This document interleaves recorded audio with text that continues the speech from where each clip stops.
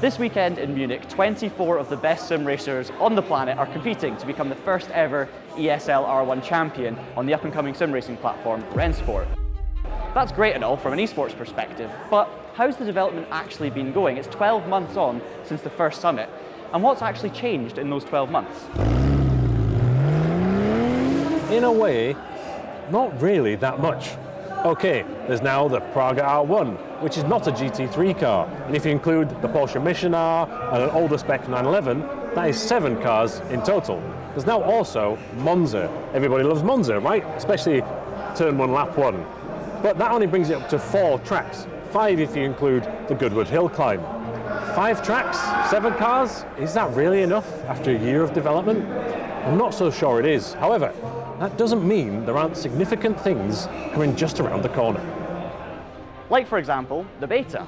Now, it is a closed beta, so not that many people will have access straight away, but some of you will on the 6th of June, and you'll be able to try out some of the cars and tracks in a single-player hot lap mode. But then not long after that, Rennsport plan on rolling this out to more and more people and unlocking more modes. There'll be multiplayer with Rennsport organised servers, and then not long after that, another wave with more access codes and more multiplayer functionality. You can maybe create your own servers, for example. So this is looking fairly promising.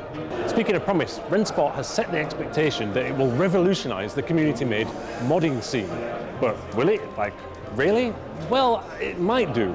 And at this event, things have started to be unveiled. Really interesting things. And if you don't believe me, I'm playing a mod right now in Rennsport. I don't know what to expect. Let's give it a bash. I'm in a Porsche GT3. And it looks like I'm in the countryside. On gravel. There's a diversion, 1 mile to a castle left. Okay, so straight away I'm getting the feeling of, you know, a lot of Assetto Corsa mods aren't necessarily about hardcore racing, they're about exploring an environment. This is not Hockenheimring. It's not Hockenheimring. Right, I'm going to try and go a bit quicker now. Oh, he says there's a hairpin left, Piers. Whoa, goodness.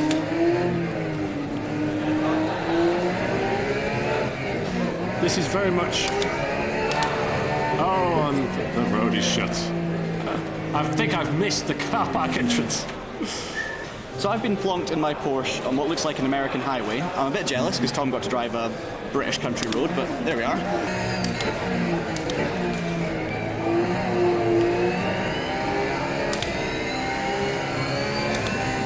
I have to say, this is looking absolutely gorgeous. Okay, driving's not looking gorgeous. Good thing rocks haven't been properly implemented yet, but I mean, look at this, it's absolutely stunning. I'm not jealous anymore. No idea if this car is going to tighten, but we'll keep the power on.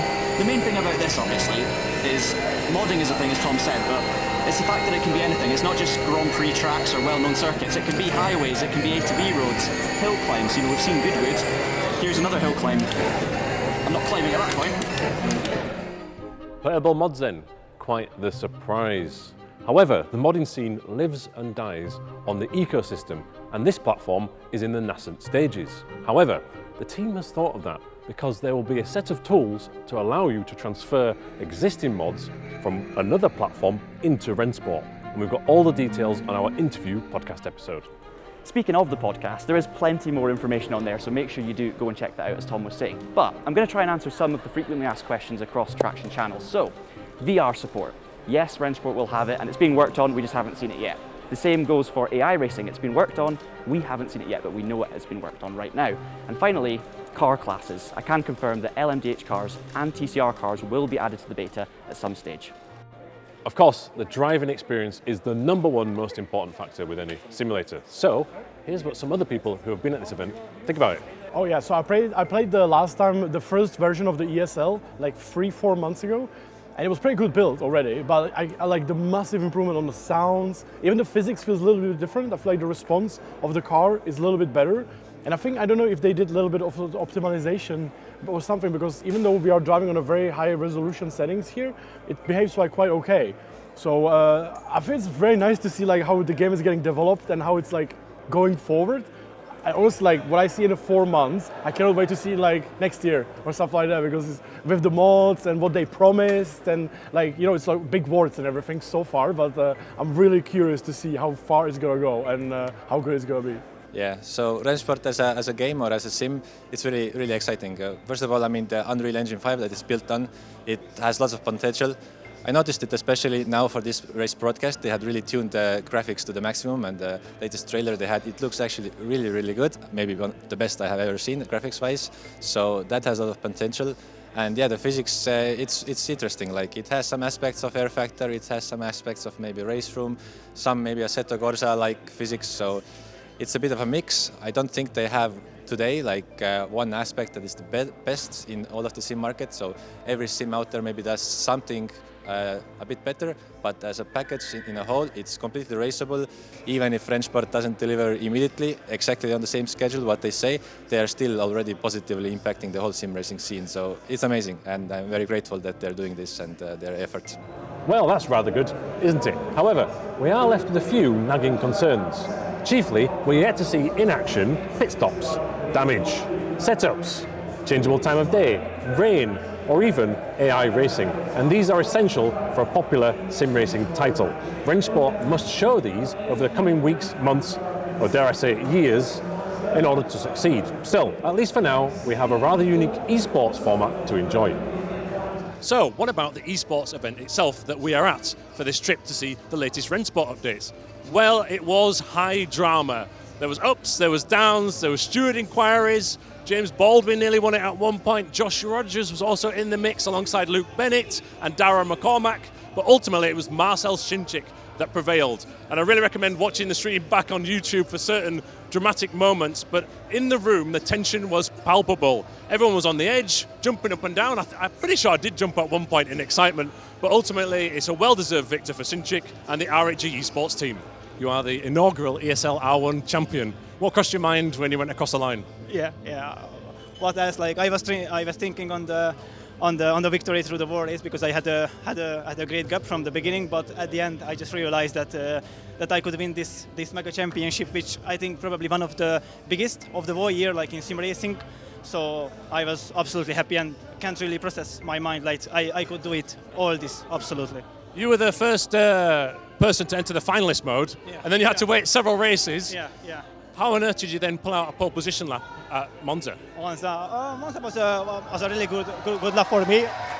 All, like from the beginning of the weekend, so I believe that I can do a good lap, but I did my best here on this last, and it came the best time. So after that, I just managed to hold my gap on the lead and try to win the race. Yeah, and this has been a really long, intense event with a lot of adrenaline, a lot of highs and a lot of lows. Yeah. Are you going to sleep for a week? I don't know. Maybe not. I don't know. Maybe I cannot even sleep. It's unbelievable feeling. Absolutely. You are the ESL R1 champion. Well done. Thank you. Thanks. So the event is coming to a conclusion. It's been a special one for sure, but I want to know where your head's at with things, because there's a lot happening. Yeah, it's a lot to take in, like you say.